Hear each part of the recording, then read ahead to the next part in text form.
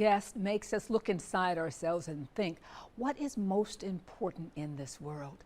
Is the search and the acquiring of things, or is it something else like happiness and peace and friendship and loves? Take a look. This is the name of his book, Reclaiming the Sacred, and the author is Jeff Golden. He has years of research to put this book together and to make us think. Thank you so much for being with us. Thank you.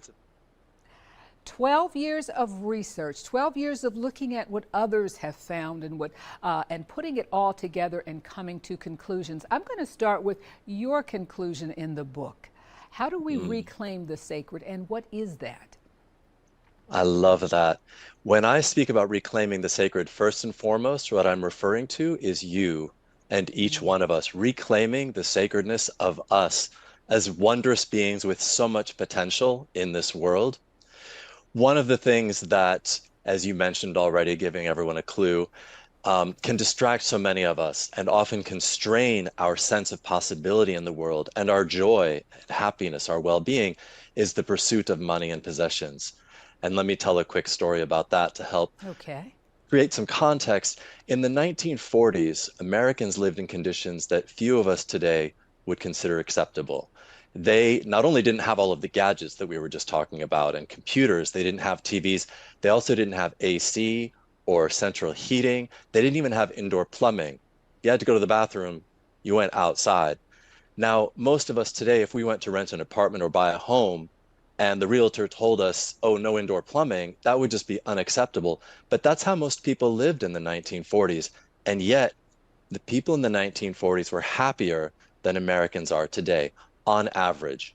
On average, since the 1940s, when we've started measuring this, happiness has been in a consistent decline in the United States. And do we know this because they tell you that when they're interviewed, when you sit down and you follow their lives? How do we know that so many people aren't happy? Yes, happiness is one of those things that we don't try to measure it medically or with technology. It really is about what we each report. It's surveys. I get to tell you whether I'm happy or not. You can't tell me from the outside whether you're measuring my pulse or my heart rate or brain waves. So it is a matter of surveys. And we living today have incomes per capita, median incomes that are astonishingly beyond what anyone in the 1940s had. And yet we are reporting overall that we are less happy. And there are also some statistics that help with this to get a handle on what's going on. We consume in the United States 2/3 of the antidepressants in the world. Every year, 1 in 20 of us seriously considers suicide. This vast material wealth and what we might call this vast poverty of the spirit are not a contradiction. They, in a sense, go hand in hand when we prioritize money and material possessions to the degree that we tend to do here in the United States. It is going to have a cost. We're going to pay a price for that. Before we go, let's see if we can bring it full circle. We are in a country that terribly values how much someone has, what they're wearing, what they're driving. How do you reverse that in your own life and make it not as important?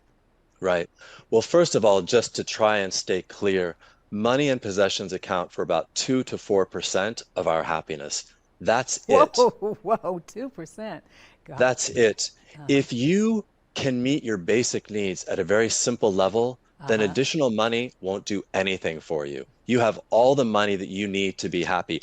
And even if you don't have enough money for all the food or shelter that you need and deserve, even then, other factors like friendships, the time you spend with family and friends, taking care of your physical health, these factors are still actually even more significant. So I think the very first thing to do is to just, for each of us, to recognize that's the truth. Despite the barrage of messages and pressure we might feel from friends, family, media, this is the truth of what matters, and we can try and stay focused on that and not slip too much into these other traps all around us. Well, thank you so much for being with us. A lot of food for thought. What are we going to say at our end of our lives? Do I wish I had more of this, or I wish I had more peace and happiness? Thanks, Jeff Golden. Thank you. Our pleasure.